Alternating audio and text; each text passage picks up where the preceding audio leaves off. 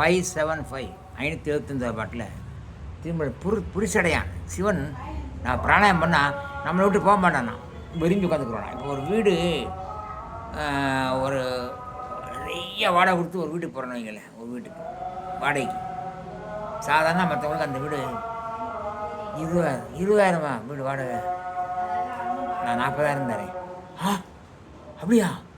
நான் 40,000 தரேன், என்ன வேணுமா? ஆனால் எனக்கு சில வசதிகள் பண்ணி கொடுக்கணும். சொல்லுங்கள், என்ன வேணாலும் பண்ணி தரேன் உங்களுக்கு. அங்கே ஒரு வென்டிலேட்டர் போடணும், இங்கே இந்த ஹோல் போட்டு இங்கே ஒரு இந்த ஏர் ஃப்ரெஷ்ஷர் ஒன்று போடணும், அப்புறம் பாத்ரூமில் ஷவர் வைக்கணும், இப்படி ஒரு தொட்டி ஒன்று வைக்கணும். ஐயா உங்களுக்கு என்னென்னாலும் சொல்லி தரேன். பாருங்கள், டாய்லெட் ஒன்று தான் இருக்குது, இன்னொன்று கட்டி தரேன். எதுக்கு இன்னொன்று? ஒன்று வெஸ்டர்ன் வச்சுக்கோங்க, ஒன்று இந்தியன் வச்சுக்கோங்க. எதுக்கு இந்தியன் வெஸ்டர்ன்? உங்களுக்கு சௌகரியம். எப்போ தோணுதோ அப்போ வெஸ்டர்னில் போய் உட்காந்துக்குங்க, எப்போ தோணுதோ இந்தியனில் போய் உட்காந்துக்கு. எனக்கு இதே வேலையாக இதுக்காக வந்தேன் நான். இல்லைங்கய்யா, அவங்க வீட்டுக்கு வர்றவங்கள கிராமத்துலேருந்து வர வருவாங்க, அவங்களுக்கு இந்தியன் டாய்லெட் தான் பிடிக்கும். ஓ அப்படியா, சரி போடு. 40,000 கொடுக்கும்போது என்னென்ன எல்லா வசதியும் கொடுப்பாங்க.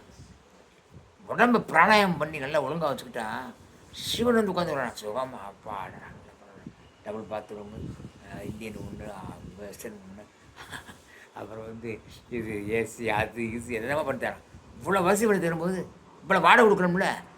இந்த பிராணாயம் பண்ணுங்க, நீங்கள் வாடகை கொடுக்க வேணாம், அப்புறம் பிராணாயத்தை ஒழுங்காக பண்ணால் இறைவன் சிவன் வந்து உள்ளே உட்காந்துக்கிறான்.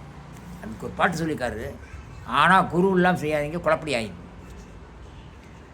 புறப்பட்டு புக்கு திரிகின்ற வாயுவை நெறிப்பட உள்ளே நின்மலமாக்கில் உறுப்பு சிவக்கும். ஐயோ, உடம்பு சிவந்தமையாயிரும், ரோமம் கருக்கும். அடி அப்போ முடியல கருத்து போடும்.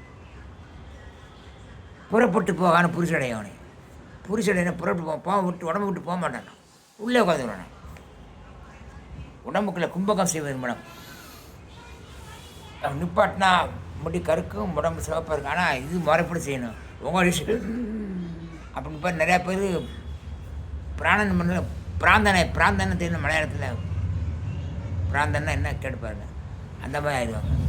பிராணாயாமத்தை ஒழுங்குபட குருவோட செய்யணும், இறை பக்தியோடு செய்யணும், அதுவும் சிவபக்தியோடு செய்யணும். இவ்வளோ விஷயம் இருக்குது அதில். சும்மா போகிறோன்னா கையெழுத்து போட முடியாது, அதுக்கு கண்டிஷன்ஸ் இருக்குது. அந்த கண்டிஷன்ஸ் தான் இறைவன் சிவனை வணங்கி குருவின் மூலமாக கற்றுக்கொண்டு பிராணாயம் செய்தார். வர்ணமே இல்லை, நிச்சயமாக வாழலாம் நீடு என்பதை புரிந்து கொள்ளுங்கள். சப்ஸ்கிரைப் பண்ணுங்கள், லைக் பண்ணுங்கள், ஷேர் பண்ணுங்கள். பிடித்திருந்தால்